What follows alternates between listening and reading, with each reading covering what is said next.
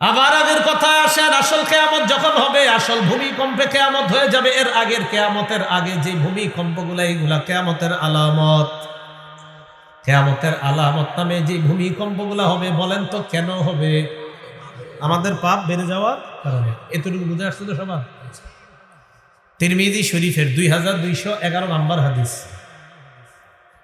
ক্বালা রাসূলুল্লাহ সাল্লাল্লাহু আলাইহি ওয়াসাল্লাম, নবীজি বলেন, আমার উম্মতের মধ্যে যখন 15টা অপরাধ বাড়বে, তখন তাদের মাঝে ভূমিকম্প সহ বড় বড় গজব আসবে। কয়টা অপরাধ? 15টা। 1 নাম্বার, ইদা তুহিজাল ফাইউ দুয়ালা, যুদ্ধলব্ধ সম্পদ ব্যক্তিগত সম্পদে রূপান্তরিত হবে। 2 নাম্বার, আল আমানাতু মাগনামা, আমানত লুটের মালে পরিণত হবে। আপনি আমার কাছে আমানত রাখছেন, এই আমানত আমি আপনার যথাযথভাবে আদায় করে দেওয়া, এটা হলো নিয়ম। ইন্নাল্লাহা ইয়া'মুরুকুম আন তু'আদ্দুল আমানাতি ইলা আহলিহা, আল্লাহ তোমাদেরকে আদেশ করছেন তোমরা যেন আমানতের হকদারদের কাছে যথাযথভাবে তোমরা পৌঁছে দাও। এটা হলো নিয়ম।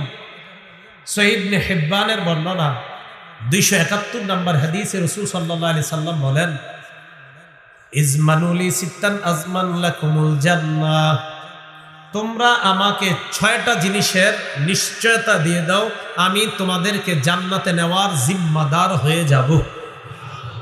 কয়টা জিনিস? কথা হারায় ফেললেন না। কয় অপরাধে গজব আসতে পারে আমাদের উপর? 15টা। 15টার মধ্যে দ্বিতীয়টা হলো আমানত লুটের মালে পরিণত হবে। এখান থেকে আলোচনা গেছি অন্যদিকে। আমানত, রসুল বলেন 6টা জিনিসের নিশ্চয়তা দাও আমাকে। কয়টা? এই 6টা জিনিসের নিশ্চয়তা দাও, আমি তোমাকে জান্নাতে নেওয়ার জামিন হয়ে যাচ্ছি, আমি জামিন হয়ে যাব, আমি জিম্মাদার হয়ে যাব, আমি তোমাকে জান্নাতে নেওয়ার জিম্মাদার হয়ে যাব। তো রাসূলুল্লাহ সাল্লাল্লাহু আলাইহি ওয়াসাল্লাম এই কথা বলার পর বলেন, 1 নাম্বার, উসদুকু ইদা হাদ্দাসতুম, যখন কথা বলবা সত্যি কথা বলবা। 2 নাম্বার, আউফু ইদা ওয়া'আদতুম, ওয়াদা করলে ওয়াদা রক্ষা করবা। 3 নাম্বার, আদ্দু ইজা তুমিনতুম, তোমাদের কাছে আমানত রাখা হলে আমানত যথাযথভাবে আদায় করবা। আমানত রাখা হলে আমানত যথাযথভাবে আদায় করবা। তাহলে 3 নাম্বারটা, আদ্দু ইজা তুমিনতুম, তোমাদের কাছে আমানত রাখা হলে আমানত যথাযথভাবে আদায় করবা। 4 নাম্বার, উদ্দু আবসারাকুম, নজর হেফাজত করবা। 5 নাম্বার, ইহফাজু ফুরুজাকুম, লজ্জাস্থান হেফাজত করবা। 6 নাম্বার, কুফু আইদিয়াকুম, হাতগুলা অন্য মানুষকে কষ্ট দেওয়া থেকে তুমি বিরত রাখবা। আজমান লাকুমুল জান্নাহ, আমি নবী তোমাকে জান্নাতে নেওয়ার জিম্মাদার হয়ে যাব। কয়টা? কথা বললে সত্য বলা। 2 নাম্বার, ওয়াদা করলে রক্ষা করা। 3 নাম্বার, আমানত যথাযথভাবে পৌঁছে দেওয়া। 4 নাম্বার, নজর হেফাজত। 5 নাম্বার, লজ্জাস্থান হেফাজত। 6 নাম্বার, হাতগুলা কষ্ট দেওয়া থেকে রক্ষা করা, বাঁচিয়ে রাখা। এই 6টা জিনিসের জিম্মাদারি যদি নিশ্চয়তা দিতে পারি, ইয়া রাসূলুল্লাহ, আমি নজর দিয়ে গুনাহ করি নাই, আমি লজ্জাস্থান দিয়ে গুনাহ করি নাই, আমি হাত দিয়ে কাউকে কষ্ট দেই নাই, আমি আমানতের খেয়ানত করি নাই, আমি ওয়াদা খেলাফ করি নাই, আমি কথা বললে মিথ্যা বলি নাই, রসুল বলেন আমি তোমাকে জান্নাতে নেওয়ার জিম্মাদার হয়ে যাব। আমি আপনাদের সামনে সূরাতুজ জিলজাল তেলাওয়াত করলাম। সূরাতুজ জিলজালকে সূরাতুজ জালজালাও বলা হয়। জালজালা মানে কম্পন। সূরাতুজ জালজালা বা সূরাতুজ জিলজাল মানে কম্পনের সূরা।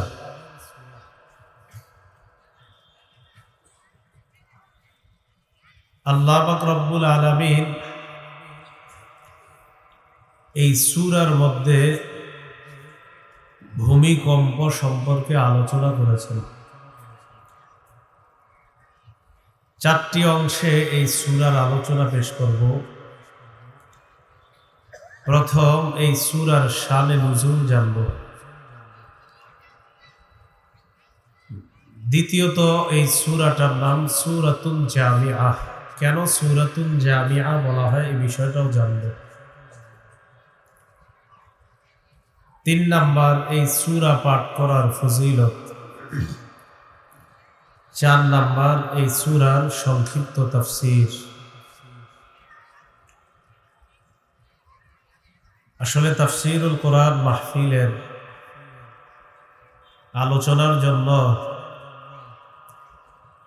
সবচেয়ে বেশি জরুরি বিষয় হলো চারদিক নীরবতা কাজ করা, তাহলে শ্রোতারা কিছু বুঝতে পারে। মাঠ গরমের জন্য বেশি মাইকের মাহফিল ঠিক আছে, কিন্তু যদি শিক্ষণীয় কোনো বিষয় জানার জন্য হয় তো বেশি মাইকের আলোচনায় কোনোদিনও শিখতে পারবেন না। কতক্ষণ ঠিক ঠিক করে চিল্লাইতে পারবেন, আগে পরে কি হয়েছে কিছু জানবেন না। এটা একটা সত্যি কথা, এটা মানেন আর না মানেন এটা গবেষণা করে দেখবেন। নাম তাফসীরুল কোরআন মাহফিল, এই জন্য এমনভাবে আওয়াজগুলা হওয়া উচিত ছিল যেন একদম আস্তে ধীরে, চারদিক নীরব পরিবেশ, কানে কানে এসে আলোচনা ঢুকছে, আওয়াজ ঢুকতেছে।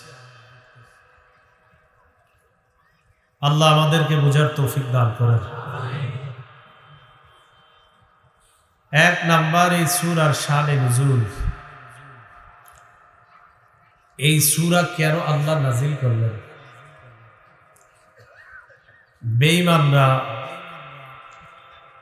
রাসূলুল্লাহ সাল্লাল্লাহু আলাইহি ওয়াসাল্লামকে এবং মুসলমানদেরকে বারবার উত্তক্ত করে এই বলে, ইয়াসআলু আইয়ানা ইয়াউমুল কিয়ামাহ, কিয়ামত কবে হবে? এই জাতীয় প্রশ্ন খুব বেশি পরিমাণে কাফেররা করা শুরু করলো। ওয়ায়াকুলুনা মাতা হাযাল ওয়া'দু ইন কুনতুম সাদিকিন। কাফেররা মুসলমানদেরকে বলে, তোমরা যদি সত্যবাদী হও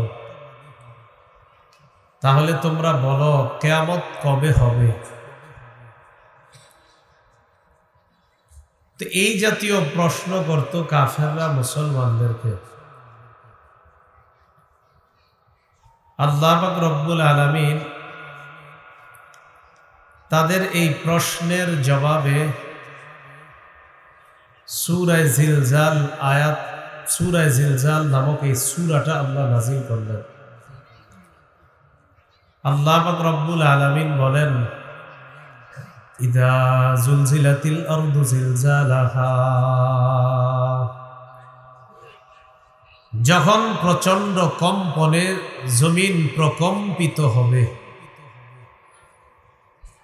যেদিন জমিন তার নিচে যা আছে উপরে যা আছে এগুলা নিয়ে যখন কাঁপতে থাকবে, জমিন যখন ধ্বংস হয়ে যাবে, সেদিন কিয়ামত ঘটবে। সেদিন বুঝতে পারবে বেঈমানরা কিয়ামত হয়েছে কিনা, কিয়ামত হবে কিনা। তো কি বেঈমানরা প্রশ্ন করে কিয়ামত কবে হবে, জিজ্ঞাসা করে কিয়ামত আসে না কেন। এই জাতীয় প্রশ্নের জবাবে আল্লাহ বললেন, জমিন যেদিন চূড়ান্ত ভূমিকম্পের মাধ্যমে ধ্বংস হয়ে যাবে সেদিন কিয়ামত ঘটে যাবে। তিরমিজি শরীফের 2306 নাম্বার হাদিসের বর্ণনা, قال رسول الله صلى الله عليه وسلم بادروا بالأعمال سبعا। রাসূলুল্লাহ সাল্লাল্লাহু আলাইহি ওয়াসাল্লাম বলেন, 7টা জিনিস তোমাদের কাছে আসার আগে তোমরা আমলের প্রতি মনোযোগী হও, আমলের প্রতিযোগিতা করো, আমল বাড়ায় দাও। কয়টা জিনিস আসার আগে? 7টা জিনিস আসার আগে। 1 নাম্বার, হাল তানজুরুনা ইল্লা ফাকরান মুনসিয়া, তোমরা কি এমন দারিদ্রতার অপেক্ষা করো যেই দারিদ্রতা তোমাদেরকে সব ভুলিয়ে দেয়? যেই দারিদ্রতা তোমাদেরকে আল্লাহ, ইসলাম, কোরআন, সুন্নাহ সব ভুলিয়ে দেয়, এই দারিদ্রতার অপেক্ষা করো। মানে এমন দারিদ্রতা আসার আগে আমলের প্রতি মনোযোগী হও। যেই দারিদ্রতা মানুষকে আল্লাহ ভুলিয়ে দেয়, এই দারিদ্রতার আগে আমলে মনোযোগী হও। এটা 1 নাম্বার। 2 নাম্বার, আও গিনান মুতগিয়া, অথবা তোমরা কি এমন প্রাচুর্যতার অপেক্ষা করছো, ধনাঢ্যতা, এমন টাকা পয়সা, যেই টাকা পয়সা তোমাদেরকে বিদ্রোহী বানায় দেয়, যেই টাকা পয়সা তোমাদেরকে ধর্মদ্রোহী বানায় দেয়, এমন টাকা পয়সার অপেক্ষা করছো? তাহলে 1 নাম্বার, এমন দারিদ্রতা, যেই দারিদ্রতা আল্লাহ ভুলায়া দেয়, এমন দারিদ্রতার আগে আমলে মনোযোগী হও। এমন ধনী হওয়ার আগে আমলে মনোযোগী হও। যেই ধনী হওয়াটা তোমাকে নাফরমান বানায়া দেয়, বিদ্রোহী বানায়া দেয়, ধর্মদ্রোহী বানায়া দেয়, এমন ধনী হওয়ার আগে আমলে মনোযোগী হও। এগুলো 2 নাম্বার।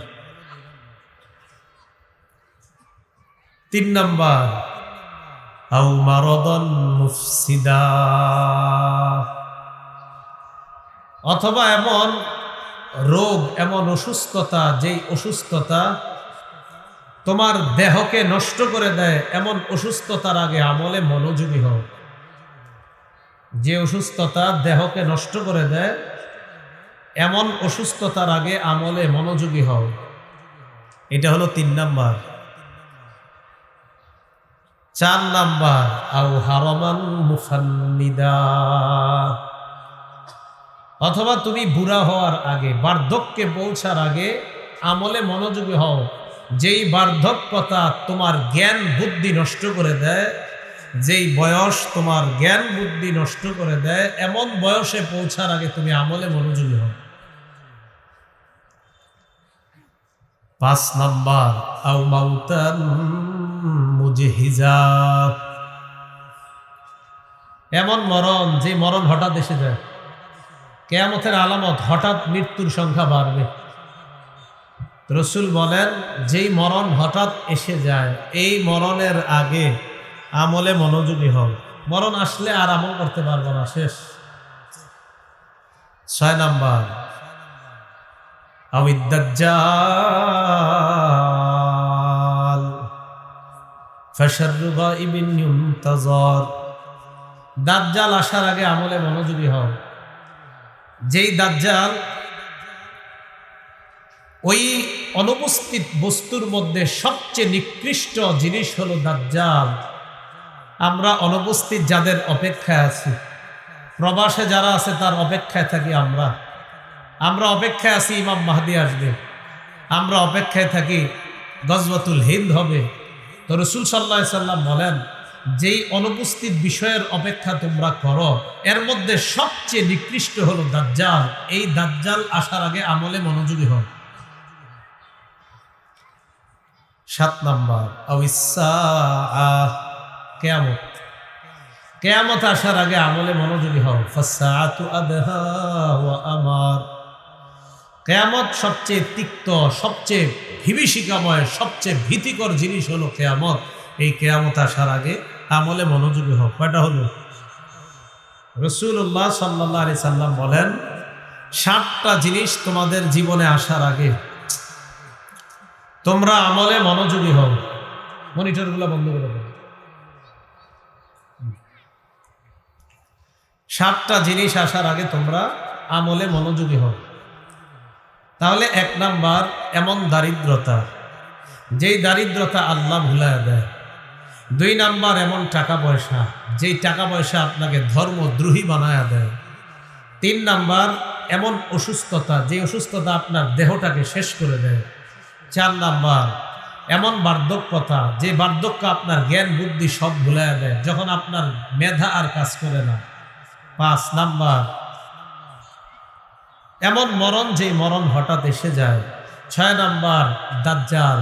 দাজ্জাল হলো আমরা যাদের অপেক্ষা করি, অনুপস্থিত এখনো যারা আছে, এর মধ্যে সবচেয়ে নিকৃষ্ট দাজ্জাল। 7 নাম্বার, কিয়ামত। রসুল বলেন কিয়ামত সবচেয়ে তিক্ত এবং সবচেয়ে ভয়ঙ্কর জিনিস হলো কিয়ামত। এই 7টা বিষয় তোমাদের জীবনে আসার আগে আমলে মনোযোগী হোক। তাহলে এর মধ্যে 7 নাম্বারটা কিয়ামত। 7 নাম্বারটা কি? কিয়ামত। আল্লাহ পাক রব্বুল আলামিন এটাই বলেন, ইযা জুলজিলাতিল আরদু জিলজালাহা। বেঈমানরা কয় কিয়ামত কবে হবে? কিয়ামত হয় না কেন? আল্লাহ সূরা নাজিল করে দিলেন, যেদিন প্রচন্ড কম্পনে জমিন কাঁপতে থাকবে, সেদিন সব ধ্বংস হয়ে যাবে, সেদিন কিয়ামত হয়ে যাবে। এটাই হলো কিয়ামত। সেদিন কিয়ামত ঘটেই যাবে। সহিহ বুখারীর বর্ণনা 1036 নম্বর হাদিস।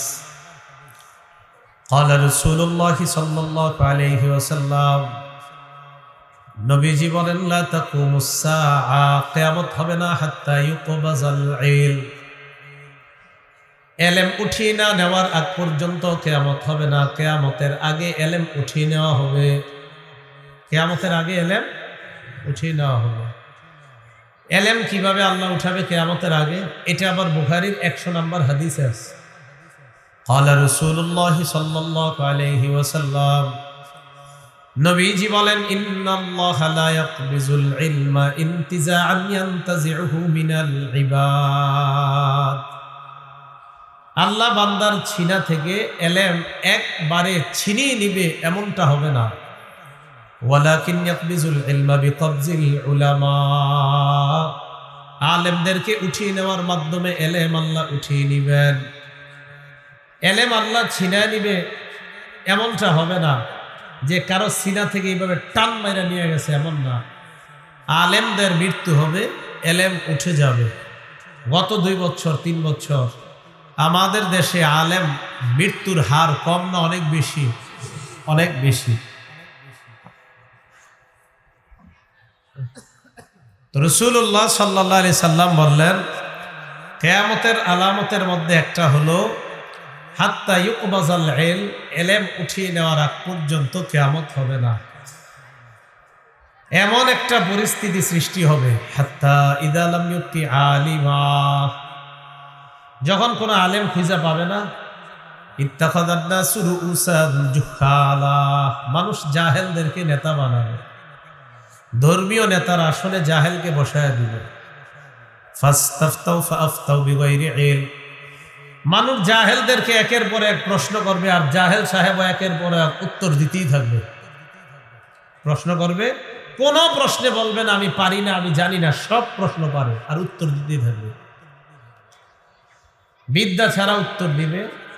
ফাদাল্লু ওয়া আদাল্লু, তারা নিজেরাও পথভ্রষ্ট হবে, অন্যদেরকে পথভ্রষ্ট করবে। আল্লাহ আমাদেরকে হেফাজত করে। রাসূলুল্লাহ সাল্লাল্লাহু আলাইহি সাল্লাম বলেন, লা তাকুমুস সাআতু হাত্তা ইউকবাজাল ইলম, কিয়ামত সংগঠিত হবে না ইলম ছিনিয়ে না নেওয়া পর্যন্ত। সহিহ বুখারীর বর্ণনা 80 নম্বর হাদিসের বর্ণনা। قال رسول الله صلى الله عليه وسلم, নবীজি বলেন, ইন্না মিন আশরাতিস সাআ আন ইউরফাআল ইলমু ওয়া ইয়াসবুতাল জাহলু, নবী বলেন কিয়ামতের আলামতের মধ্যে এটা একটা আলামত, ইলম উঠিয়ে নেওয়া হবে, মূর্খতা সমাজের মধ্যে প্রচার প্রসার লাভ করবে, মূর্খতা বেড়ে যাবে, বিদ্যা উঠে যাবে। ওয়াজহারুজ জিনা, জিনা প্রকাশ্যে রূপ ধারণ করবে, প্রকাশ্যে জিনা হবে, প্রকাশ্যে জিনার রূপ ধারণ করবে। ওয়ায়ুশরাবাল খামরু, মদ পান করা হবে। তো রাসূলুল্লাহ সাল্লাল্লাহু আলাইহি সাল্লাম বললেন, কিয়ামতের আলামত ইলম উঠে যাওয়া, মূর্খতা ছড়িয়ে পড়া। ইলম উঠে যাওয়া, মূর্খতা ছড়িয়ে পড়া, এটা হলো কিয়ামতের আলামত। তো আসেন বুখারীর ওই হাদিসটা পুরোটা শুনি। 1036 নম্বর হাদিসে রাসূল বলেন, লা তাকুমুস সাআতু হাত্তা ইউকবাজাল ইলম, কিয়ামত সংগঠিত হবে না ইলম যতক্ষণ উঠিয়ে নেওয়া না হয়। এরপর রাসূল বলেন, ওয়াতাকসুরাজ জালাজিল, ভূমিকম্প না হওয়া পর্যন্ত কিয়ামত হবে না। ভূমিকম্প বেড়ে যাবে, একের পর এক ভূমিকম্প হবে। এই ভূমিকম্প না হওয়া পর্যন্ত কিয়ামত হবে না। একের পর এক ভূমিকম্প হবে, দেশে দেশে ভূমিকম্প হবে। এই ভূমিকম্প না হওয়া পর্যন্ত কিয়ামত সংগঠিত হবে না। তাহলে এলেম উঠে যাওয়া, ভূমিকম্প বেড়ে যাওয়া, এটা কিয়ামতের আলামত। এটা কি কিয়ামতের আলামত? ভূমিকম্প বেড়ে যাওয়া। এরপরে রসুল বলেন ওয়াতাকসুরাল ফিতান, ফিতনা বেড়ে যাবে। কি বেড়ে যাবে? ফিতনা। এখানে থামেন, ফিতনা বাড়বে। এই পৃথিবীতে সবচেয়ে পুরুষদের জন্য ক্ষতিকারক যে ফিতনা, এই ফিতনা হলো নারীর ফিতনা। বলেন, কার ফিতনা? একজন পুরুষের জন্য সবচেয়ে ক্ষতিকারক যে ফিতনাটা, এই ফিতনার নাম হলো নারীর ফিতনা। সহিহ বুখারীর 5096 নম্বর হাদিসের বর্ণনা। قال رسول الله صلى الله عليه وسلم, নবীজি বলেন, মা তারাকতু বাদি ফিতনাতান আদার আলা রিজালি মিনান নিসা। নবীজি বলেন, আমি দুনিয়া থেকে বিদায় নেওয়ার পর পুরুষের জন্য সবচাইতে ক্ষতিকারক নারী যারা, এই নারীদের চাইতে ক্ষতিকারক আর কোনো কিছু আমি রেখে যাই নাই। নবীজি বলেন, পুরুষের জন্য সবচাইতে ক্ষতিকারক হলো নারী সম্প্রদায়। আমার ইন্তেকালের পর পুরুষের জন্য সবচাইতে ক্ষতিকারক নারী সম্প্রদায়। এই নারীর চাইতে অধিক ক্ষতিকর কোনো ফিতনা আমি পুরুষের জন্য রেখে যাই নাই। পুরুষের জন্য কি করে যাই নাই? রেখে যাই নাই নারীর চেয়ে ভয়ঙ্কর ফিতনা। রাসূলুল্লাহ সাল্লাল্লাহু আলাইহি সাল্লাম বলেন, ওয়াতাকসুরাল ফিতান, ফিতনা বাড়বে। মুসলিম শরীফের বর্ণনা, তিরমিজিতে আংশিক আসছে 2119 নম্বর হাদিস। قال رسول الله صلى الله عليه وسلم, নবীজি বলেন, ইন্নাদ দুনিয়া হুলওয়াতুন খাদিরাতুন ওয়া ইন্নাল্লাহা মুস্তাখলিফুকুম ফিহা। রাসূলুল্লাহ সাল্লাল্লাহু আলাইহি সাল্লাম বলেন, পৃথিবী হুলওয়াতুন খাদিরাতুন, মিষ্টি সুমধুর পৃথিবীটা। ওয়া ইন্নাল্লাহা মুস্তাখলিফুকুম ফিহা, এই পৃথিবীতে আল্লাহ তোমাদেরকে প্রতিনিধি বানিয়েছেন। ফায়ানজুরু কাইফা তা'মালুনা, আল্লাহ দেখবে তোমরা কিভাবে আমল করো, কেমন আমল করো, এটা আল্লাহ দেখতে চান। নবীজি বলেন, ফাত্তাকুদ দুনিয়া ওয়াত্তাকুন নিসা, তোমরা দুনিয়ার ফিতনা থেকে বাঁচো, নারীদের ফিতনা থেকে বাঁচো। তোমরা দুনিয়ার ফিতনা থেকে বাঁচো, নারীদের ফিতনা থেকে বাঁচো। এরপর রাসূল বলেন, ফাইন্না আউয়ালা ফিতনাতি বানি ইসরাঈলা কানাত ফিন নিসা,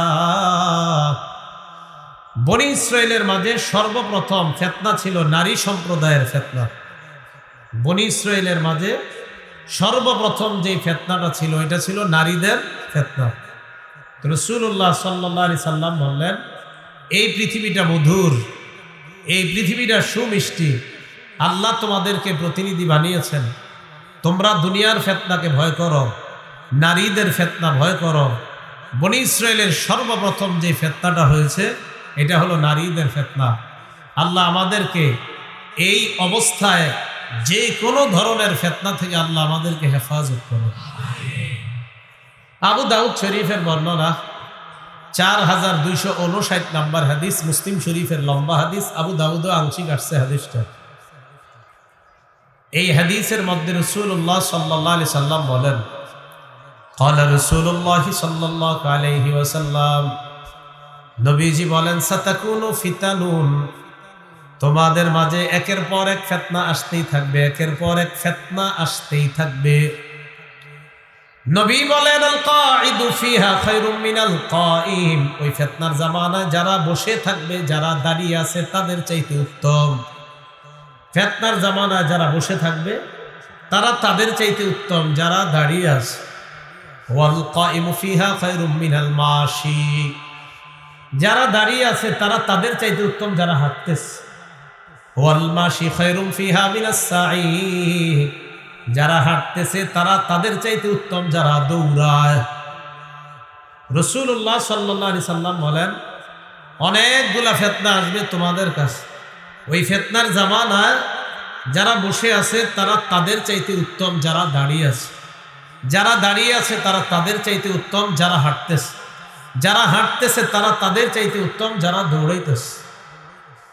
রাসূলুল্লাহ সাল্লাল্লাহু আলাইহি সাল্লাম বুঝাইতে চাইলেন, ফিতনার জামানায় যার গতি যত কম হবে সে তত নিরাপদ, তার মানে গতি যত বাড়বে ফিতনার দিকে সে তত আগাইতে থাকবে।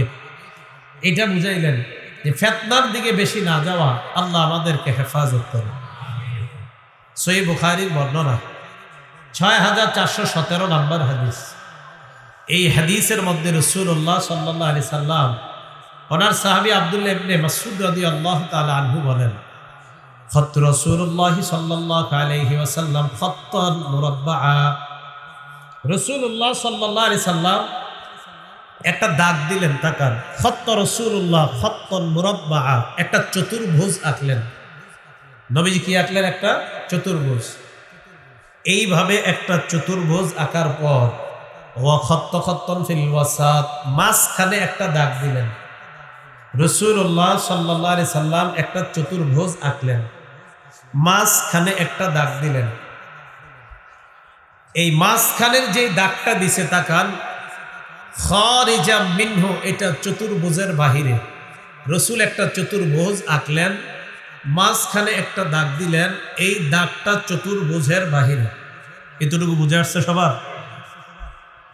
দাগ দেওয়ার পর রাসূলুল্লাহ সাল্লাল্লাহু আলাইহি ওয়াসাল্লাম এই মাঝখানের দাগটার চারপাশে খত্ত খুততান সিগারা, অনেকগুলা ছোট ছোট দাগ দিছে। আবার বলছি, চতুর্ভুজ, মাঝখানে দাগ, পাশে ছোট্ট ছোট্ট দুই পাশে অনেকগুলা দাগ। তাহলে বলেন তো, ছোট ছোট দাগগুলা কি চতুর্ভুজের বাহিরে না ভিতরে? আর লম্বা দাগটা, এতটুকু বুঝে আসছে? আচ্ছা, তো রাসূলুল্লাহ সাল্লাল্লাহু আলাইহি সাল্লাম বলেন, এই মাঝখানের যেই দাগটা, এটা দেখা বলেন, হাদাল ইনসান, এটা হলো মানুষ। এটা কি? এবার আল্লাহ রাসূল বলেন, এই মানুষের চারপাশে যে দাগগুলা, হাদা আজালুহু, এটা হলো তার, এই চারপাশের দাগগুলা হলো তার জীবন। নবী বলেন, চতুর্পাশের দাগগুলা তার জীবন, মাঝখানের দাগটা মানুষ, চতুর্পাশের দাগটা তার জীবন। ছোট ছোট যে দাগগুলা, এই দাগগুলাকে আল্লাহ রাসূল বললেন আল আরাজ, এই দাগগুলা হলো ফিতনা। দাগগুলা ফিতনা। নবীজি বলেন, এই যে ছোট ছোট দাগগুলা, এটা হলো এক একটা ফিতনা। মানুষের জীবনে একটা ফিতনা যাবে, ওই ফিতনা থেকে বাঁচার পর আরেকটা ফিতনা আসবে, আবার ওই ফিতনা থেকে বাঁচবে, আবার আরেকটা ফিতনা আসবে, এইভাবে তার জীবনে ফিতনা আসতেই থাকবে। মাঝখানের দাগটা কি চতুর্ভুজের ভিতরে না বাহিরে? নবীজি বলেন, এই যে মাঝখানের দাগটা, এটা মানুষ, চারদিকের দাগটা তার জীবন, আর দাগটা যে বের হয়ে যায়, এটা হলো আমালুহু, তার আশা। আল্লাহ নবী বলেন, মানুষের জীবন শেষ হয়ে যায়, তার আশাগুলা থেকে যায়। মাঝখানের দাগ বের হয়ে গেছে, এটা আশা, এই আশা থেকে যায়। ছোট ছোট দাগগুলা ফিতনা। ফিতনা তার জীবনে একের পর এক আসতেই থাকবে, একটা থেকে বাঁচবে আরেকটায় পড়বে, আরেকটা থেকে বাঁচবে আরেকটায় পড়বে। রাসূলুল্লাহ সাল্লাল্লাহু আলাইহি সাল্লাম বলেন, এইভাবে তার জীবনটা শেষ হয়ে যাবে, ফিতনায় জর্জরিত জীবনটা এক সময় শেষ হবে। আর যে লম্বা দাগটা চতুর্ভুজের বাহিরে চলে গিয়েছে, এটা হলো তার জীবন, এটা মানুষ। তো মানুষ মারা যায়, তার আশাগুলা থেকে যায়। হাদিসের মাধ্যমে কয়েকটা শিক্ষা। একটা শিক্ষা হলো, মানুষ তার জীবন ধারণ ক্ষমতার চাইতেও বেশি আশা করে। আরেকটা শিক্ষা, মানুষের জীবনে ফিতনা একের পর এক আসবে, একটা থেকে বাঁচবে তো আরেকটা পড়ে যাবে। রাসূল বলছে, আমার শেষ উম্মতরা এই ফিতনায় খুব বেশি পড়ে। তাহলে আমরা একের পর এক পরীক্ষার সম্মুখীন হচ্ছি, দিনের দিন না কমতেছে না বাড়তেছে? সেটা দলের নাম কোন, দলগত বলেন, বিভিন্ন বস্তু বলেন, গুনাহের মাধ্যম বলেন, সেটা করোনা ভাইরাস বলেন, সেটা পরে এক বাড়ছে, একের পর এক আসতেছে। আল্লাহ আমাদেরকে হেফাজত করে। কোন হাদিস থেকে গেলাম? সহিহ বুখারীর 1036 নম্বর হাদিস থেকে আমরা ওয়াতাকসুরাল ফিতান, ফিতনা বাড়বে, এখান থেকে আমরা কয়েকটা হাদিস শুনলাম। তো রাসূলুল্লাহ সাল্লাল্লাহু আলাইহি ওয়াসাল্লাম বলেন, ওয়ায়াতাকারাবাজ জামান ওয়ায়াতাকারাবাজ জামান, সময় সংকুচিত হয়ে যাবে, মানুষ সময়ের মধ্যে বরকত পাবে না।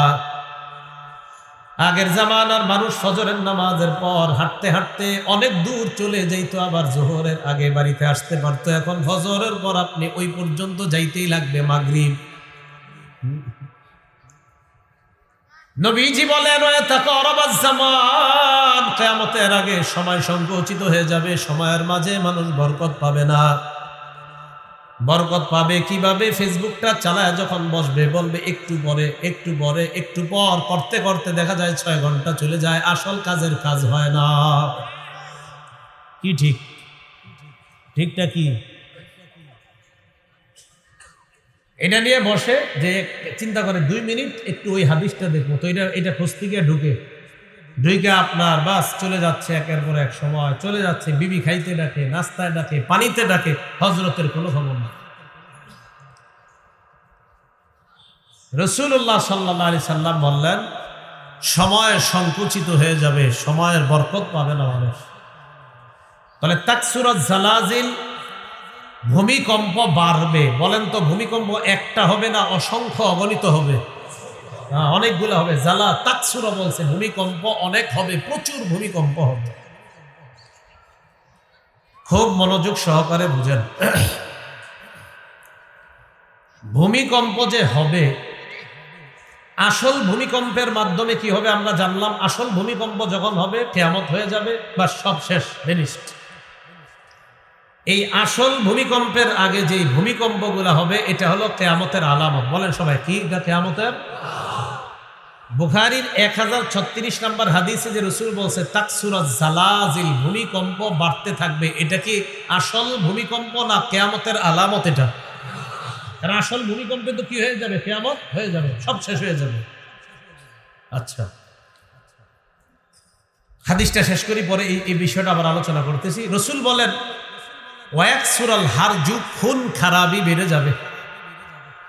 আপনাদের নদীর মধ্যে লাশ ভাসতে থাকবে, পাবেন। বস্তার ভিতরে লাশ পাবেন, নাম পরিচয় নাই এমন পাবেন, পরিচয় আছে এমনও পাবেন, পরিচয়হীন লাশ এমনও পাবেন। হাত্তা ইয়াকসুরা ফীকুমুল মাল, সম্পদ এত বাড়বে, বাড়তে বাড়তে কারো কারো সম্পদ ফায়াফিদ, বাড়তে বাড়তে উপচে পড়বে, সে নিজেও জানবে না তার কি পরিমাণ সম্পদ। এই জাতীয় ধনী মানুষ আসেনি? আচ্ছা, তাহলে আসেন আমাদের মূল আলোচনায় যাই, যে কিয়ামতের আগে ভূমিকম্প, আসল ভূমিকম্পে কিয়ামত হয়ে যাবে, এর আগে ভূমিকম্প হবে। এই ভূমিকম্পগুলা কি আসল ভূমিকম্প না কিয়ামতের আলামত? এই ভূমিকম্প কেন হবে?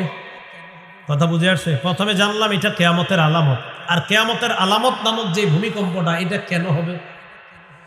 এক কথায় জবাব, সবাই বলেন, আমাদের পাপ বেড়ে যাওয়ার কারণে। বলেন। তাহলে আপনাদেরকে প্রশ্ন করি, যেই ভূমিকম্পে পুরা দুনিয়া ধ্বংস হবে, এর আগে যেই ভূমিকম্পগুলো হবে, এগুলা কি কিয়ামতের? কিয়ামতের আলামত নামে যেই ভূমিকম্পগুলো হবে, এগুলা কেন হবে? পাপ বেড়ে গেলে যে ভূমিকম্প হবে, এটার দলিল কি? ইবনে মাজাহ কিতাবের নাম 4020 নম্বর হাদিসের বর্ণনা।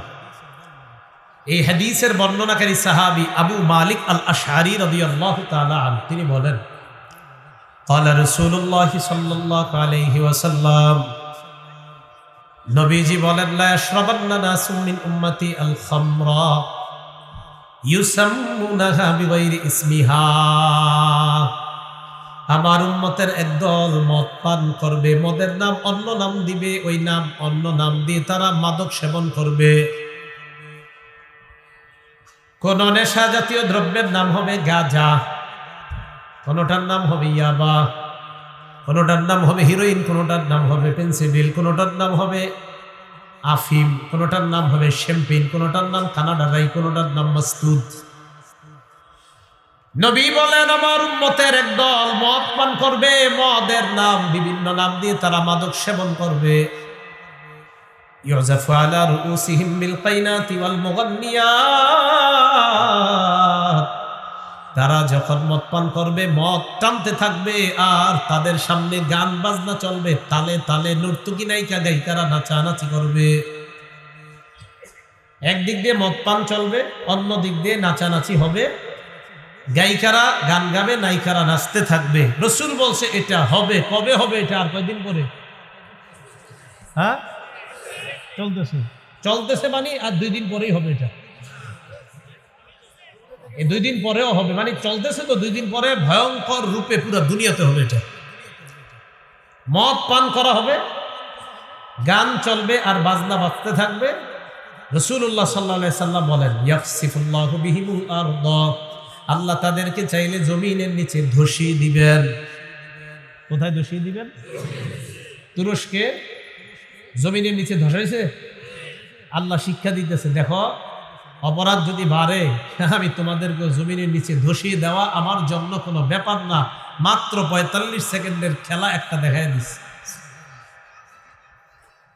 ওয়ায়াজআলু মিনহুমুল কিরাদাতা ওয়াল খানাজির, তাদের কাউরে আল্লাহ শুকর বানায় দিবে, কাউরে আল্লাহ বানর বানায় দিবে, কাউকে শুকর বানায় দিবে।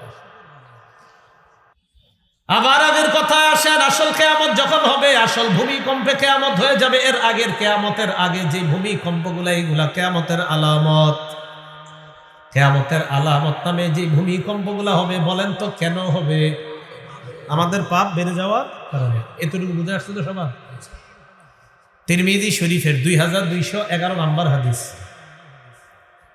ক্বালা রাসূলুল্লাহ সাল্লাল্লাহু আলাইহি ওয়াসাল্লাম, নবীজি বলেন, আমার উম্মতের মধ্যে যখন 15টা অপরাধ বাড়বে, তখন তাদের মাঝে ভূমিকম্প সহ বড় বড় গজব আসবে। কয়টা অপরাধ? 15টা। 1 নাম্বার, ইদাত তুহিজাল ফাইউ দুয়ালা,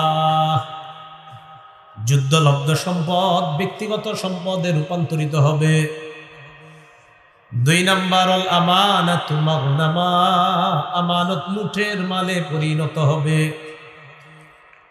আপনি আমার কাছে আমানত রাখছেন, এই আমানত আমি আপনার যথাযথভাবে আদায় করে দেওয়া, এটা হলো নিয়ম। ইন্নাল্লাহা ইয়া'মুরুকুম আন তু'আদ্দুল আমানাতি ইলা আহলিহা, আল্লাহ তোমাদেরকে আদেশ করছেন তোমরা যেন আমানতের হকদারদের কাছে যথাযথভাবে তোমরা পৌঁছে দাও। এটা হলো নিয়ম। সহিহ ইবনে হিব্বানের বর্ণনা 271 নম্বর হাদিসে রাসূল সাল্লাল্লাহু আলাইহি সাল্লাম বলেন, ইজমানুলি সিত্তান আজমান লাকুমুল জান্নাহ, তোমরা আমাকে 6টা জিনিসের নিশ্চয়তা দিয়ে দাও, আমি তোমাদেরকে জান্নাতে নেওয়ার জিম্মাদার হয়ে যাব। কয়টা জিনিস? কথা হারায় ফেললেন না। কয় অপরাধে গজব আসতে পারে আমাদের উপর? 15টা। 15টার মধ্যে দ্বিতীয়টা হলো আমানত লুটের মালে পরিণত হবে। এখান থেকে আলোচনা গেছি অন্যদিকে। আমানত, রসুল বলেন 6টা জিনিসের নিশ্চয়তা দাও আমাকে। কয়টা? এই 6টা জিনিসের নিশ্চয়তা দাও, আমি তোমাকে জান্নাতে নেওয়ার জামিন হয়ে যাচ্ছি, আমি জামিন হয়ে যাব, আমি জিম্মাদার হয়ে যাব, আমি তোমাকে জান্নাতে নেওয়ার জিম্মাদার হয়ে যাব। তো রাসূলুল্লাহ সাল্লাল্লাহু আলাইহি ওয়াসাল্লাম এই কথা বলার পর বলেন, 1 নাম্বার, উসদুকু ইদা হাদ্দাসতুম, যখন কথা বলবা সত্যি কথা বলবা। 2 নাম্বার, আউফু ইদা ওয়া'আদতুম, ওয়াদা করলে ওয়াদা রক্ষা করবা। 3 নাম্বার, আদ্দু ইজা তুমিনতুম, তোমাদের কাছে আমানত রাখা হলে আমানত যথাযথভাবে আদায় করবা। আমানত রাখা হলে আমানত যথাযথভাবে আদায় করবা। তাহলে 3 নাম্বারটা, আদ্দু ইজা তুমিনতুম, তোমাদের কাছে আমানত রাখা হলে আমানত যথাযথভাবে আদায় করবা। 4 নাম্বার, উদ্দু আবসারাকুম, নজর হেফাজত করবা। 5 নাম্বার, ইহফাজু ফুরুজাকুম, লজ্জাস্থান হেফাজত করবা। 6 নাম্বার, কুফু আইদিয়াকুম, হাতগুলা অন্য মানুষকে কষ্ট দেওয়া থেকে তুমি বিরত রাখবা। আজমান লাকুমুল জান্নাহ, আমি নবী তোমাকে জান্নাতে নেওয়ার জিম্মাদার হয়ে যাব। কয়টা? কথা বললে সত্য বলা। 2 নাম্বার, ওয়াদা করলে রক্ষা করা। 3 নাম্বার, আমানত যথাযথভাবে পৌঁছে দেওয়া। 4 নাম্বার, নজর হেফাজত। 5 নাম্বার, লজ্জাস্থান হেফাজত। 6 নাম্বার হাতগুলা কষ্ট দেওয়া থেকে রক্ষা করা, বাঁচিয়ে রাখা। এই 6টা জিনিসের জিম্মাদারি যদি নিশ্চয়তা দিতে পারি, ইয়া রাসূলুল্লাহ আমি নজর দিয়ে গুনাহ করি নাই, আমি লজ্জাস্থান দিয়ে গুনাহ করি নাই, আমি হাত দিয়ে কাউকে কষ্ট দেই নাই, আমি আমানতের খেয়ানত করি নাই, আমি ওয়াদা খেলাফ করি নাই, আমি কথা বললে মিথ্যা বলি নাই, রাসূল বলেন আমি তোমাকে জান্নাতে নেওয়ার জিম্মাদার হয়ে যাব। কয় অপরাধে গজব আসবে? দ্বিতীয় নাম্বার, আমানতকে লুটের মালে পরিণত করা হবে। আপনি কারো কাছে আমানত রাখবেন, এই বেচারা আপনার আমানত তো দিবে না, উল্টা বলবে কিসের, কই কি পাও আমার কাছে। আপনাদের এই পুরান বাজার আশেপাশে 10টা গরিব ফ্যামিলি আছে। এই 10 গরিব ফ্যামিলিকে 10 বস্তা চাউল দেওয়ার জন্য আমাকে ঢাকা থেকে একটা সংস্থা পাঠাইছে। কয় বস্তা চাউল? কয়টা দরিদ্র ফ্যামিলি? 10টা। তাহলে প্রতি ফ্যামিলি কয় বস্তা করে পায়? 1 বস্তা। আমাকে যিনি দিয়েছেন এই 10 বস্তা দেওয়ার সময় বলছে 10টা অসহায় পরিবারের আমানত তোমার কাছে দিয়ে দিলাম, 10টা অসহায় পরিবারকে এই 10 বস্তা চাউল তুমি দিয়ে দিবা। আমি এই এলাকায় এসে 10টা অসহায় পরিবারকে ইমাম পরিষদের উদ্যোগে আমি তাদেরকে মসজিদের সামনে জমা করছি। 10 পরিবার একত্রিত করার পর আমি কি করলাম, 2 বস্তা 10 ফ্যামিলিকে দিয়ে দিলাম। কয় বস্তা ছিল? কয় বস্তা দেওয়ার কথা ছিল? কয় বস্তা করে? 1 বস্তা করে। 10 ফ্যামিলি, প্রতি ফ্যামিলি কয় বস্তা পাবে? এখন কি করলো, 10 ফ্যামিলি পাইলো মোট কয় বস্তা? মাত্র মারলাম কয় বস্তা? আমানাতু মাগনামা, আমানত লুটের মালে পরিণত করা হবে। 8 বস্তা আমি লুটতরাজ করছি, আমি চিটার, আমি বাটপার হিসাবে গণ্য হব। এবার এটা সব জায়গায় ফিট করেন যে এই কাজ কোন জায়গায় হয়। এই 2 নাম্বার। 3 নাম্বার, ওয়াজ যাকাতু মাগরামা, যাকাত জরিমানা যোগ্য অপরাধ মনে করবে মানুষ। আমার উপরে যাকাত ফরজ, আমি বলবো কেন আমার টাকা দিব আমি? আরে যাকাত ফরজ, আপনি দিবেন না? না আমি দিব না, আমার টাকা কেন যাকাত দিব? আমি কি ঠেকা পড়ছি যাকাত দিব? 3 নাম্বার, অসংখ্য অগণিত টাকাওয়ালা। আমাদের দেশের টাকাওয়ালারা যদি প্রতি বছর যাকাত দেয়, টাকাওয়ালারা শুধু যাকাতটা যদি দেয়, এই দেশে ইনশাল্লাহ 10 বছর না 5 বছরও যদি নিয়মিত যাকাত দেওয়া হয়, দারিদ্রতার হার বুলেটের গতিতে কমতে থাকবে। সবাই যদি যাকাত দেয়। এটা হলো 3 নাম্বার। 4 নাম্বার, ধর্ম বহির্ভূত শিক্ষার প্রচার প্রসার ঘটবে। ধর্ম বিবর্জিত শিক্ষার প্রচার প্রসার যে ঘটে, এ হলো 4 নাম্বার। 5 নাম্বার, পুরুষ তার বিবির আনুগত্য করবে, বিবির পূজা করবে, বিবির কথায় উঠবে বসবে। 6 নাম্বার, মায়ের নাফরমানি করবে। 5 নাম্বার বিবির কথা শুনবে, 6 নাম্বার মায়ের নাফরমানি করবে। 7 নাম্বার, আদনা সদিকা, বন্ধুদেরকে কাছে টানবে। 8 নাম্বার, আকসা আবা, বাবাকে দূরে ঠেলে দিবে। বন্ধুদেরকে বাসায় আনে, আসার পর বাসায় যখন তারা আসে বিশাল বড় পার্টির আয়োজন করে। রাতের বেলা 1টা, 1:30, 2টা পর্যন্ত গান বাদ্য করে আর বন্ধুরা নাচানাচি করে। 55 বছর 60 বছরের বুড়া বাবা আইসা কয়, কিরে এখনো ঘুমাস না? ছেলে জবাব দেয়, আপনি আগের যুগের মানুষ, এত কিছু বুঝবেন না। মডার্ন সিভিলাইজেশন বুঝার যোগ্যতা আপনার নাই। যান প্যাডেল না করে আল্লাহ বিল্লাহ করে ঘুমান। নবী বলেন, ছেলে বন্ধুরে আপন করবে, বাবারে দূরে ঠেলে দিবে। 9 নাম্বার, ওয়াজহারাতিল আসওয়াতু ফিল মাসাজিদ, মসজিদের মধ্যে হট্টগোল হবে, আওয়াজ বাড়বে। সভাপতি সেক্রেটারিরা বউয়ের সাথে আর মাইয়ার সাথে ঝগড়া না পাইরা ইমাম মুয়াজ্জিন খাদেমের উপর আইসা সব মেজাজ ছাড়বে। কি ঠিক? ঠিকটা কি বলেন? যে এই কথাটা ঠিক বলেন, কি ঠিক? হ্যাঁ, এটা 9 নাম্বার। 10 নাম্বার, ওয়াসাদাল কবিলাতা ফাসিকুহুম, সমাজের নেতা হবে সবচেয়ে নিকৃষ্ট ব্যক্তি। 11 নাম্বার, ওয়াকানা জাইমুল কওমি আরজালাহুম, গোত্রের অধিপতি হবে সবচেয়ে নিকৃষ্ট ঘৃণিত পাপাচার মানুষগুলা। দরবার আজকে রাত্র পর্যন্ত আমার আর ওনার মাঝে একটা জমিন নিয়ে বিরোধ। জমিনটা আসলে ওনার। আজকে রাত পর্যন্ত এলাকাবাসীর সবাই জানে এই জমিন এই আব্দুর রহমানের। আগামীকাল সকাল 8টায় ফয়সালা হবে, আমাদের দুইজনের ঝগড়া নিরসন হবে। আসলে জমিনটা ওনার, এলাকাবাসীও জানে ওনার। শুধুই আমি একটা ফালতু ঝগড়া ক্রিয়েট করছি, এটা আমি কোনো মতে জোর দখল করে তার থেকে খাইতে চাই। আজ রাত পর্যন্ত পুরো এলাকা জানে আগামীকাল 8টায় এই ঝগড়া নিরসন হবে, জমিন যারটা সেই পাবে। আনফরচুনেটলি আগামীকাল 8টার দিকে জমিন আমার পক্ষে এসে গেছে দরবারে। আরে ঘটনা কি? ঘটনা বুঝেন নাকি? এটা হলো 11 নাম্বার। 12 নাম্বার, ওয়া উকরিমার রাজুলু মা খাফাতা শাদ্দিহি, মানুষ মানুষকে সম্মান করবে তার অনিষ্টতা থেকে, তার জুলুম থেকে বাঁচার জন্য। কেউ শ্রদ্ধায় সম্মান করবে না, ওই ব্যক্তি জালেম, এই জালেমের জুলুম থেকে বাঁচার জন্য আসসালামু আলাইকুম বলবে। এটা শ্রদ্ধার সালাম না, এটা ঘৃণা। ঘৃণা। অনিষ্টতা থেকে বাঁচার জন্য মানুষ মানুষকে সম্মান করবে। 5টা ছেলে মোটর সাইকেল নিয়ে ডেলি দাঁড়ায় থাকে এক কলেজের সামনে। আব্দুর রহমানের কন্যা ওই কলেজে পড়ে, বেচারা জানে আমার মেয়েটা এই কলেজে ডেলি যায় আসে, ওরে কেউ যেন কোনো ডিস্টার্ব না করে। এই জন্য ওই আব্দুর রহমান কি করে, ওই 5 মোটর সাইকেলওয়ালা ছেলে যারা কলেজের সামনে দাঁড়ায় থাকে এদেরকে খালি সালাম দেয় 5টা। সালাম আলাইকুম, বাবা ভালো আছো? এরা মনে করে আমগরে মনে উনি খুব আদর করতেছেন। না, আপনারা যাতে ওর মেয়েরে ডিস্টার্ব না করেন দিলে বারবার সালাম দেয়।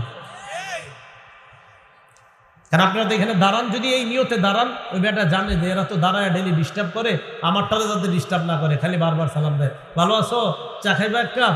আসলে এক কাপ চা না, এটা আপনারে পারলে 20 খাওয়াইতো। ওনার মেয়ে পরে দেখে আপনারা বারবার সালাম দেয়। এলো 12 নাম্বার। 13 নাম্বার, ওয়া যাহারাতিল কাইনাত ওয়াল মাআজিফ, ঢোল তবলা বাদ্যযন্ত্র আর গায়িকা বাড়তে থাকবে। বাদ্যযন্ত্র গায়িকা বাড়তে থাকবে। এখন তো আবার নতুন কথা, গান বাজনা হারাম, এটা হুজুররা কই পেয়েছে? আজিব দুনিয়াতে আছে, মানে এটাও বলার যুগ এসে গেছে। গান বাদ্য যে হারাম, এটা হুজুররা কই পেয়েছে? আল্লাহ না করেন এরকমও কথা যদি বলা হয় আশ্চর্য হয় না। জিনা যে হারাম, হুজুররা কই পেয়েছে? এটাও যদি কেউ বলে আশ্চর্য হয় না। কারণ যে যুগে এই কথা শুনতেছেন যে গান বাদ্য হারাম, এটা মোল্লা হুজুর না কয়, মোল্লারা পাইছে কই? কয় মানুষের বাড়িতে বাড়িতে খায় আর কয় গান বাদ্য হারাম। এরা পাইলো কই কথাটা? তো যেই যুগে এটা বলতে পারতেছে, সেই যুগে যদি বলে ফেলে জিনা যে হারাম, এটা হুজুররা কই পেয়েছে, এটাও বলা আর শোনা, এটা অস্বাভাবিক কিছু হবে না। 14 নাম্বার, ওয়া শুরিবাতিল খুমুর, মদ পান বেড়ে যাবে যে দেশে। 15 নাম্বার, ওয়ালা আদা আখিরু হাদিহিল উম্মাহ আউওয়ালাহা, শেষ জামানার মানুষগুলা আগের জামানার মানুষদেরকে অভিশাপ দিবে, গালি দিবে। শেষ জামানার অনেক মানুষ বলবে আমিরে মুআবিয়া এই কাজটা ঠিক করে নাই, আমিরে মুআবিয়ার উপর লানত। নাউজুবিল্লাহ বলেন। রাসূলের জান্নাতি একজন সাহাবীকে অভিশাপ দিবে। রাসূলের সাল্লাল্লাহু আলাইহি সাল্লামের সুসংবাদ প্রাপ্ত একজন জান্নাতি সাহাবী, তাকে আপনার ইতিহাসের কাঠ গড়ায় দাঁড় করায়া এমন এমন শব্দ তার শানে, হযরত উসমানের শানে এমন এমন শব্দ বলা হয় যেই শব্দ মাইকের সামনেও বলা যায় না। সাহাবাদের শানে এমন শব্দ বলার লোক আমাদের বাংলাদেশে আছে। তো রাসূলুল্লাহ সাল্লাল্লাহু আলাইহি সাল্লাম বলেন, শেষ জামানার মানুষ আগের জামানার মানুষের অভিশাপ দিবে। ফজরের নামাজের পর একটা বাংলা বই পড়বে, মাগরিব পর্যন্ত উনি খুব ব্যস্ত। এই মাগরিব পর্যন্ত বই পড়ার কারণে জোহর নামাজ মসজিদে আসতে পারে নাই, আসরও আসতে পারে নাই। ঘরে পড়ছে, ঠিক আছে, মাইনে নিছি, ঘরেই পড়ছে। মাগরিবের আগে এসে ইমাম সাহেব, ইমাম সাহেব কিসে আজকে সকাল থেকে শুধু পড়াশোনায় ছিলাম, এই জন্য তো জোহর আসরে আসিনি। তো ইমাম আবু হানিফা তো এই জায়গায় ভুল করছে, এই মাসালাটা আবু হানিফা বুঝে নাই হুজুর। ইমাম মালিক হুজুর ওই মাসালাটা বুঝে নাই, উনি বুঝছে। ইমাম সাহেবরা এসে বুঝাইতেছে ইমাম আবু হানিফা, ইমাম মালিক, ইমাম শাফি বুঝে নাই। এটা তো ইমাম আবু হানিফার কথা। আমার সাথে একজন আমাদের বাংলাদেশের লালবাগের একজন কয় এই হাদিস আব্দুল্লাহ ইবনে মাসউদ রাদিয়াল্লাহু তাআলা আনহু বুঝে নাই। রাসূলের সাহাবী আব্দুল্লাহ ইবনে মাসউদের ব্যাপারে বলছে, যে সাহাবীর ব্যাপারে আল্লাহ রাসূল বলেন কোরআন যে কিভাবে নাজিল হয়েছে যদি তোমরা দেখতে চাও তো আমার আব্দুল্লাহ ইবনে মাসউদের কোরআন তেলাওয়াত শোনো। ও যেভাবে কোরআন পড়ে আল্লাহ কোরআনটা ঠিক এইভাবে নাজিল করছে। এই সাহাবীর শানে বলে যে উনি বুঝে নেই, আর উনি বুঝছে, তিনি কইতেছে। রাসূলুল্লাহ সাল্লাল্লাহু আলাইহি সাল্লাম বলেন, শেষ জামানার মানুষ আগের জামানার মানুষকে অভিশাপ দিবে। এই 15টা অপরাধ যখন ঘটবে, রাসূল বলছে কবে জানি ঘটবে, চলতেছে, তখন কি হবে? ফাল্যারতাকিবু ইনদা যালিকা রিহান হামরা, তখন যেন মানুষ অগ্নি বাতাসের অপেক্ষা করে, ওয়া জালজালা, ভূমিকম্পের অপেক্ষা করে, ওয়া মাসখা, তখন যেন মানুষ চেহারা বিকৃতির অপেক্ষা করে, ওয়া খসফা, ভূমি ধসের অপেক্ষা করে, ওয়া কসফা, পাথর বৃষ্টির অপেক্ষা করে, ওয়া আয়াতিন তাতাবা, এমন এমন গজব, এমন এমন বিপদ একের পর এক আসতে থাকবে। কানিজমিন বালিন কুতিয়া সিলকুহু ফাতাতাবা, পুরাতন পুতির মালার ন্যায় পুরাতন পুতির মালা যদি কেটে দেওয়া হয়, পুরাতন একটা পুতির মালার সুতা যদি কেটে দেন, একটা পুঁতি পড়বে না, সবগুলো পড়ে যাবে। আল্লাহ নবী বলেন, একের পর এক যেমন পুঁতি পড়তে থাকবে, তোমাদের উপর একের পর এক গজব, বালা, মুসিবত আর বিপদ আর পরীক্ষা আসতেই থাকবে। তাহলে যেই অপরাধে ভূমিকম্প আসে আল্লাহ দেয়, এই অপরাধ কি আমাদের দ্বারা হচ্ছে কিনা? আল্লাহ এই অপরাধ থেকে আমাদেরকে হেফাজত করেন। এবার আসেন, ইদা জুলজিলাতিল আরদু জিলজালাহা, এই সূরাটা প্রথম গেল যে এই সূরাটা কেন আল্লাহ নাজিল করলেন। তো আল্লাহ নাজিল করলেন এই কারণে যে ভূমিকম্পের মাধ্যমে কিয়ামত ঘটে যাবে, এটা হবে আসল ভূমিকম্প। এর আগে কিছু ভূমিকম্প হবে, এটা হলো কিয়ামতের আলামত। আর কিয়ামতের আলামত হিসেবে যে ভূমিকম্প, এটা কেন আসে? আমাদের গুনাহের কারণে। দ্বিতীয় কথা, এই সূরাটাকে সূরাতুল জামিআহ বলা হয়। বলেন কি বলা হয়? সূরাতুল জামিআহ। সূরাতুল জামিআহ কেন বলা হয়? সূরাতুল জামিআহ অর্থ হলো এটা এমন এক সূরা, যেই সূরার মধ্যে দুনিয়া আর আখিরাতের সব বিষয়গুলা আল্লাহ সংক্ষিপ্তভাবে একত্রিত করে দিয়েছেন। রাসূলুল্লাহ সাল্লাল্লাহু আলাইহি সাল্লামের সাহাবী আব্দুল্লাহ ইবনে আমর রাদিয়াল্লাহু তাআলা আনহুর বর্ণনা, আবু দাউদ শরীফের 1399 নম্বর হাদিসের বর্ণনা। তিনি বলেন, আতা রাজুলুন রাসূলুল্লাহ সাল্লাল্লাহু আলাইহি ওয়াসাল্লাম, এক ব্যক্তি আল্লাহ রাসূলের কাছে আসলেন। আসার পর নবীকে বললেন, আকরিনি ইয়া রাসূলুল্লাহ, হে আল্লাহ রাসূল, আমাকে আপনি কোরআন পড়া শিখিয়ে দেন। নবীজিকে বললেন, আমাকে আপনি কোরআন পড়া শিখিয়ে দেন। তো রাসূলুল্লাহ সাল্লাল্লাহু আলাইহি সাল্লাম তাকে বললেন, ইকরা সালাসাম মিন জাওয়াতি আলিফ লাম রা, তুমি আলিফ লাম র বিশিষ্ট 3টা সূরা পাঠ করো। কোরআনের মধ্যে আলিফ লাম র দিয়া সূরা আছে না? এরকম 3টা সূরা তুমি পাঠ করো। তো তিনি বললেন, কাবিরত সিবনি, হুজুর আমার বয়স বেড়ে গেছে। ওয়াশতাদ্দা কলবি, আমার হৃদয়টা কঠোর হয়ে গেছে। ওয়া গালুতা লিসানি, আমার জিহ্বা ভারী হয়ে গেছে। হুজুর এত কঠিন সূরা না বইলা একটু সহজ সূরা শিখান আমারে। ক্বালা ইকরা সালাসাম মিন জাওয়াতি হামিম, যে সূরা শুরুতে হামিম আছে এমন 3টা সূরা তুমি পাঠ করো। হামিম দিয়া সূরা আছে, এরকম 3টা সূরা পড়ো। তো তিনি বললেন আবার আগের কথা, ফাকালা মিসলা মাকালাতিহি, আবার আগের কথা বললেন, হুজুর আমার বয়স বেড়ে গেছে, আমার হৃদয় শক্ত, আমার জিহ্বা ভারী হয়ে গেছে, হুজুর এই 3টাও কষ্ট হয়। রাসূল বললেন, ইকরা সালাসাম মিনাল মুসাব্বিহাত, যে সূরার শুরুতে ইউসাব্বিহু লিল্লাহ আছে, সাব্বাহা লিল্লাহ আছে, তাসবিহ দিয়ে শুরু হইছে, ইউসাব্বিহু লিল্লাহ, সাব্বাহা লিল্লাহ আছে না, এরকম 3টা সূরা পড়ো। ফাকালা মিসলা মাকালাতিহি, তিনি আবার আগের কথা বললেন। এবার তিনি বললেন, আকরিনি ইয়া রাসূলুল্লাহ সূরাতান জামিআহ, হুজুর আমাকে আপনি এমন একটা সূরা শিখায়া দেন যে সূরা সকল কিছুকে একত্রিত করে নেয়। সূরাটা সংক্ষিপ্ত হতে হবে, ছোট হতে হবে, আবার সব কিছু এই সূরাত আছে, এমন একটা সূরা হইতে হবে। কেমন কথা?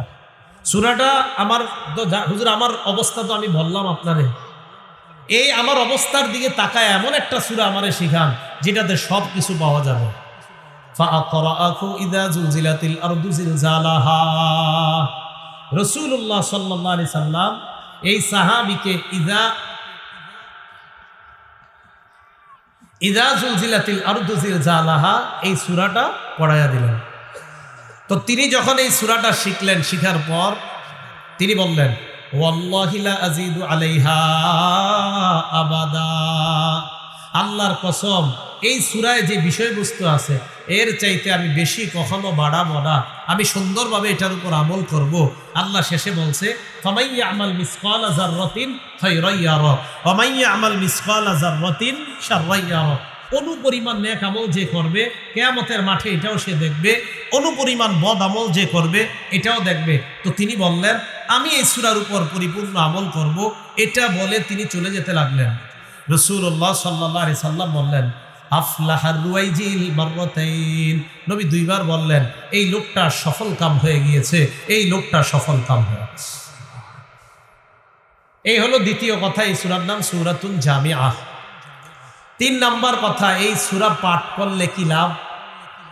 তিরমিজি শরীফের 2895 নাম্বার হাদিসের বর্ণনা। এই হাদিসের বর্ণনাকারী সাহাবী আনাস ইবনে মালিক রাদিয়াল্লাহু তাআলা আনহু, তিনি বলেন, আন্না রাসূলুল্লাহ সাল্লাল্লাহু আলাইহি ওয়াসাল্লাম ক্বালা লিরাজুলিন মিন আসহাবি। রাসূলুল্লাহ সাল্লাল্লাহু আলাইহি সাল্লাম তার এক সাহাবীকে বললেন, হাল তাজাওয়াজতা, এই তুমি বিয়ে করছো? রাসূলুল্লাহ সাল্লাল্লাহু আলাইহি সাল্লাম তার এক সাহাবীকে বললেন, তুমি কি বিয়ে করছো? আপনারা এটা শুনলে কি খুশি হন?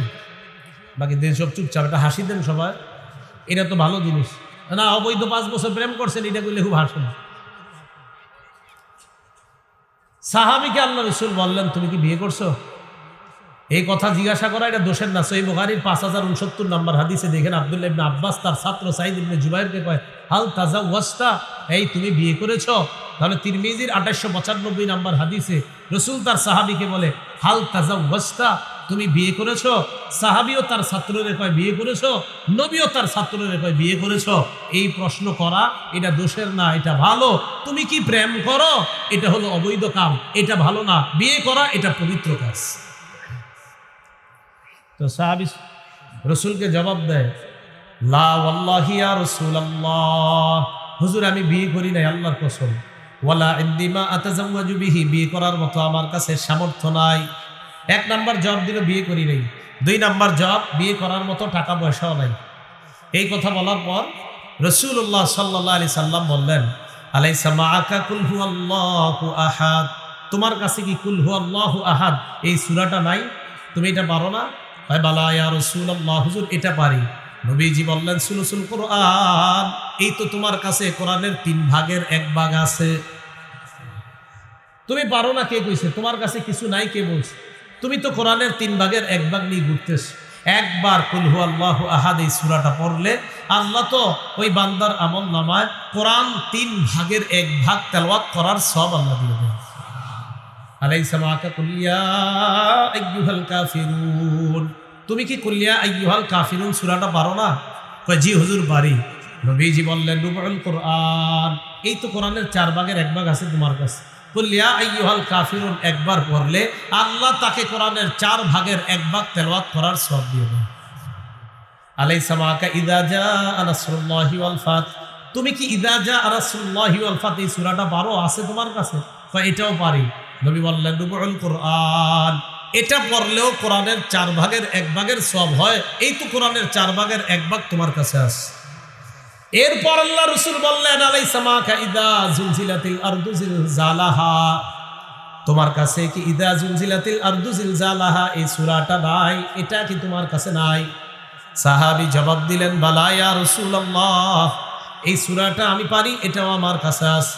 নবীজি বললেন, রুবুল কোরআন, এটাও একবার তেলাওয়াত করলে তার আমলনামায় কোরআন 4 ভাগের 1 ভাগ তেলাওয়াত করার সওয়াব হয়ে যায়। ইযা জুলজিলাতিল আরদু জিলজালাহা, এটা একবার যদি কেউ পড়ে কোরআনের 4 ভাগের 1 ভাগ তেলাওয়াত করার সওয়াব। তাহলে 4 ভাগের 1 ভাগ তেলাওয়াত করার সওয়াব। এই হাদিসের চাইতে আরো মজবুত শক্তিশালী সনদে আরেকটা হাদিস আছে, তিরমিজি শরীফের 2893 নম্বর হাদিস। এই হাদিসের বর্ণনাকারীও আনাস ইবনে মালিক, তিনি বলেন ক্বালা রাসূলুল্লাহ সাল্লাল্লাহু আলাইহি ওয়াসাল্লাম, নবীজি বলেন, মান ক্বারা ইযা জুলজিলাতিল আরদু জিলজালাহা, কোন ব্যক্তি যদি একবার ইযা জুলজিলাতিল আরদু জিলজালাহা এই সূরাটা তেলাওয়াত করে, উদিলাত লাহু বিনিসফিল কুরআন, আল্লাহ তার আমল নামায় 15 পারা কোরআন তেলাওয়াতের সওয়াব দিবেন। তাহলে এই সূরাটা আমরা পড়ব তো ইনশাআল্লাহ। এই গেল তৃতীয় কথা।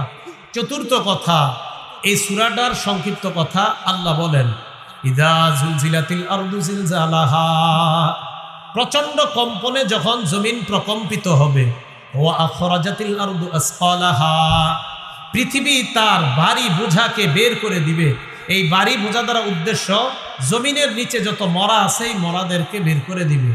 ওয়া ক্বালাল ইনসানু মা লাহা, মানুষ বলবে জমিনের হলো কি? আল্লাহ বলেন, ইয়াউমা ইযিন তুহাদ্দিসু আখবারাহা, সেদিন জমিন তার পিঠের উপরে যারা যা করছে সব বলে দিবে। তিরমিজি শরীফের 2429 নম্বর হাদিসে রাসূল বলেন, আনতাশহাদা আলা কুল্লি আবদিন আও আমাতিন বিমা আমিলা আলা জহরিহা, আমি আপনি এই পৃথিবীর উপরে যা যা করছি, জমিন কিয়ামতের ময়দানে আল্লাহকে বলবে, আল্লাহ আমিলা কাজা ইয়াউমা কাজা ওয়া কাজা, তোমার এই বান্দা অমুক দিন অমুক সময়ে এটা এটা করেছে, আমি তোমার কাছে তার বিরুদ্ধে সাক্ষী দিলাম। এটা পৃথিবী বলবে।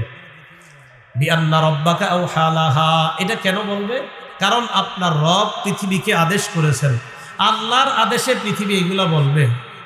ইয়াউমা ইযি ইয়াসদুরুন নাসু আশতাতান লিয়ুরাউ আমালাহুম, সেদিন মানুষ চারদিক থেকে বিক্ষিপ্তভাবে কিয়ামতের ময়দানে উঠতে থাকবে, যেন তাদের আমল নামা তাদেরকে দেখায় দেওয়া হয়। ফামাই ইয়ামাল মিসকালা যাররাতিন খায়রান ইয়ারা, যেই ব্যক্তি অনুপরিমাণ নেক আমল করে এটাও সে দেখতে পাবে। ওয়া মাই ইয়ামাল মিসকালা যাররাতিন শাররান ইয়ারা, যেই ব্যক্তি অনুপরিমাণ খারাপ কাজ করে এটাও দেখতে পাবে। আল্লাহ পাক রব্বুল আলামিন আমাদের সকলকে যেই কথাগুলো বলা হলো, আসল কিয়ামতের আগে যে কিয়ামত হবে সেই কিয়ামত হলো, যেই ভূমিকম্প হবে এই ভূমিকম্প হলো কিয়ামতের আলামত। এই ভাই, এই আপনারা উঠতেছেন কেন? উঠতেছেন, উঠেন না, বসেন। আসল ভূমিকম্পের মাধ্যমে যেই কিয়ামতটা হবে, এটার আগে যে ভূমিকম্পগুলা, এইগুলা কিয়ামতের আলামত। এইগুলা হবে আমাদের পাপ বেড়ে যাওয়ার কারণে। অতএব আমরা আমাদের এই পাপ থেকে যেন আমরা হেফাজত থেকে, আমরা সর্বশ্রেণীর সবাই যেন পাপ থেকে বেঁচে আমাদের এই দেশটাকে আমরা রক্ষা করতে পারি। আল্লাহর গজব থেকে যেন এই দেশ হেফাজত হয়ে যায়, আমরা আল্লাহর কাছে দোয়া করব। আল্লাহ আমাদের সকলকে সকল প্রকার পাপ থেকে বেঁচে থেকে আমরা যেন আল্লাহর গজব থেকে বেঁচে থাকতে পারি। আল্লাহ তৌফিক দান করেন। আমিন। ওয়া আখিরু দাওয়ানা আলহামদুলিল্লাহি রাব্বিল আলামিন।